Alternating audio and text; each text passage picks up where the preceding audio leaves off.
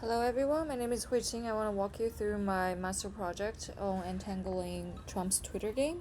This is a visualization project done by me for a class at Northeastern University with Professor John Alexis Guerra. So this project explores the evolution of Donald Trump's Twitter mentions, offering insights into his relationships with key figures, media outlets, and his shifting narratives over time. By analyzing his most frequently mentioned accounts, I aim to uncover patterns in how Trump engages with the media, public figures, and even personal entities, like his business ventures. From identifying his top mentions to investigating the dynamics of his media interactions, this project uses multiple data visualization to provide a deeper understanding on how Twitter played a critical role in Trump's public persona and political strategy. So, in terms of the project storyline, the step one is I really just began this project with a simple curiosity. Who did Trump mention the most on Twitter? To answer that, I start with a bar chart to identify the top mentions, which revealed key figures and media outlets that shaped Trump's online narrative. So, this is a simple bar chart that allows you to switch between top 10, 20, 50, or 100 of Donald Trump's top mentions, and you also have the option to either include Trump or exclude Trump from the data visualization. Okay. And I also color coded the accounts into left wing media, right wing media versus non media accounts. So, this is a quick overview on the top 100. You can quickly get some insights from it. So, the key takeaways I have is number one, dominance of self mentioning and Fox News. So, this guy truly mentioned himself a whole lot. The top one mention of himself is over 8,000 times, and the second one, Fox News, only got mentioned 1,000 times. So Donald Trump stands with the highest number of mentions. This shows that Fox News is a central part of Trump's media engagement strategy, but his self-mentions far exceeds his mentions of any other accounts by at least 8 times. So the second insight I got is balanced mention across political spectrums. So if you look at the color blue and red here, it's actually pretty equal. So surprisingly, he mentioned on the surface level, it seems like he mentioned the left wing and the right wing pretty equally, but in later idioms we'll look at how it looks with more details in it. And then insight number 3 is frequent mentions of non-media political figures, blurring the line between politician and celebrity. So Trump mentioned are not limited to just media accounts.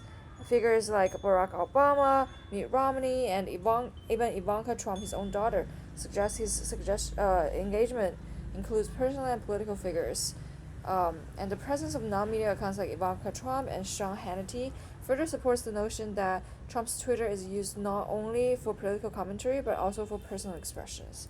So quickly moving on to project story number 2.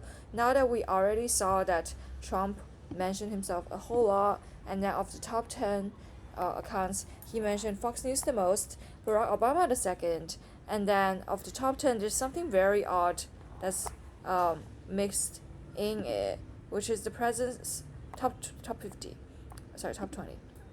Something very weird mixing it, which is Macy's. It's a retailer in the United States for anyone who doesn't know.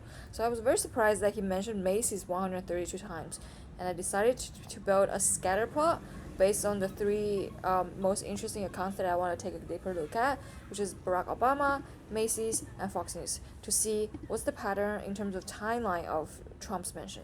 So I did by day and by month. So by month, it's probably easier to see like the overall trend, and then by day it's easier to see the density of his mentions. So starting from Barack Obama, you can see that he mentioned Barack Obama from 2012 to late 2015, but his mentions very much front loaded in 2012 and 2013, and afterwards he just stopped mentioning Trump. He just stopped mentioning Obama. And for Macy's, it was like scatterly mentioned, but then in like July-ish 2015, here, he really mentioned Macy's a whole lot. So after some research, I realized that on July 2nd, the day after Macy's dropped Trump's product due to his racist remarks. He mentioned Macy's like over 20 something times. And then lastly, Fox News. This is the most balanced chart of all three, if you look, right? But in here, he did mention Fox News like over around 18 times, and that's the day, October 18th, 2015, is the day Trump was being interviewed by Chris Wallace on Fox News on this day. So some insights. I'm just gonna go over the quick summary. So the first one about Obama. Trump's heavy mention of Obama in 2012, particularly in July during the birther controversy regarding whether Obama was born in the United States, demonstrates his early engagement in political discourse. After 2012, mentions of Obama decreased as Trump shifted his focus towards his own political essence. And then for Macy's, it was closely connected to Trump's own products.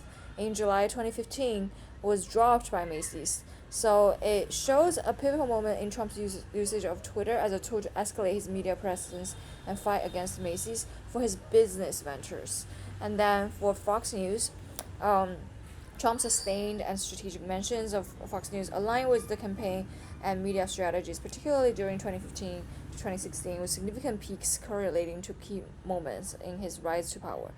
The October 18, 2015 peak likely corresponds to media events leading up to the presidential debates. So, after I analyzed the scatter plot, I realized I really wanted to broaden my understanding to see the timeline of his top 10 accounts. So, this is a multi-line time series analysis on his top 10 mentions. Again, Trump really trumped everybody's accounts, so let's exclude him. And now it's easier to see. And I color coded the lines into non-media account, left-wing account, and red account. So just based on this chart, it's quite easy to see that every time there's a presidential election, 2012, 2016, 2020, it peaks, right? And then, but it's also interesting to see that in 2012, he mostly mentioned like non-media figures, but then in 2016, he like heavily mentioned the left-wing media, which corresponds to his strategy of criticizing the left wing in his 2016 presidential campaign. And then in 2020, he shifted strategy on mentioning more like right-wing accounts. So there's a peak of Fox News. So some insights from here. Insight 1, based on the Behold chart, I already talked about this. So there's like a difference in how he mentions different account types in 2012, 2016, and 2020. And the second thing is based on the two charts here. So let me show you. Ivanka Trump, all the mention really stopped around 2018, and then for for Megyn Kelly, all the mention pretty much stopped in 2017. So my observation or insight taken out from here is based on the below two charts, you can see that Megyn Kelly and Ivanka Trump falling out of Trump's figure and stop being mentioned. The fallout of those two people highlights his transactional approach to relationships, where loyalty and alignments with his evolving narrative dictate level of engagement. Megyn Kelly used to be one of the key figures in Trump's media ecosystem, but it became a target after their highly publicized feud during the 2015 Republican debates. Trump's repeated attacks on Kelly, especially after she moved to NBC, led to her dismissing relevance in his media strategy. Similarly, Ivanka Trump, who had a prominent role in her father's campaign and early presidency, saw her influence wane by 2020, as her more moderate images no longer resonate with Trump's increasingly polarized base. Her reduced mentions reflect her sidelining as Trump focusing more on figures who align with his hard right narrative. Both cases show how Trump quickly distanced himself from individuals once they're no longer useful in advancing his political or media agenda, underscoring his focus on strategic loyalty over enduring relationships. So lastly, my final chart here is I wanted to see who and who got mentioned together the most. So it's not surprising that in here, like Donald Trump, Fox News, Apprentice, NBC, this is like a whole cluster that's like more dense compared to this part. Like it's just not dense at all. So one of my insight was Trump media relationship and political Kardashian nature. So Fox News, Ivanka Trump, Megyn Kelly, Sean Hannity are frequent pairs.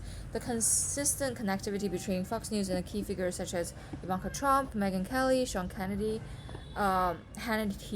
reveals how Trump's political and media allies were consistently involved in shaping his narrative. For example, Hannity's frequent alignment with both Fox and Trump shows his role as a key media supporter. These connections emphasize the collaborative nature of Trump's media approach, where Fox News and its personalities worked closely with Trump to influence public perception, especially during moments of political tension.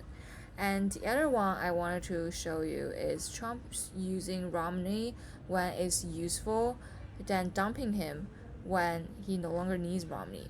So in here, you can see a very odd dance color here is Donald Trump and Mitt Romney being mentioned together for 82 times. So this is during a time when Trump often criticizes Obama while positioning Romney as a stronger alternative. Trump often highlighted what he saw as contradiction in Obama's policies, such as attacking Romney's Bain Capital record without returning donations from Bain executives, or contrasting Romney's stance on Russia with Obama's flexibility with Putin. So if you look at here, he really mentioned Romney a whole lot. And then in 2016, there's another peak in his mention for Romney, but this time the context is completely different. This time, Romney became an opponent of Trump, so he started attacking Romney a whole lot, saying he's stupid and other things that Trump usually say. So from here, we realize that initially Trump was useful in Trump's narrative to challenge Obama's policies, but once Romney criticized Trump, he quickly became a target of harsh attacks. This dynamic underscores Trump's strategy of using alliances for political leverage, but discarding them when they're no longer serving his interest. So finally, my conclusion is throughout this iterative process, I was able to gain deeper insights into Donald Trump's media strategy, the evolution of his online relationships, and the transactional nature of his interaction with both political figures and media outlets. By examining the shifts in his mention of key figures such as Barack Obama, Ivanka Trump, Megyn Kelly, and media outlets like Fox News, I discovered that how his engagement with these accounts evolved in response to challenging political landscapes. What became clear throughout the analysis is that the transactional nature of Trump's relationship is very clear. His mentions were often tied to whether an individual or media outlet was aligned with his own political agenda or not. So by tracing these patterns, we gain better understanding of how Trump harnessed the power of social media to build his brand, challenge his opponents, and manage his influence in political and media landscape over time. Thank you so much. I hope you enjoyed this analysis.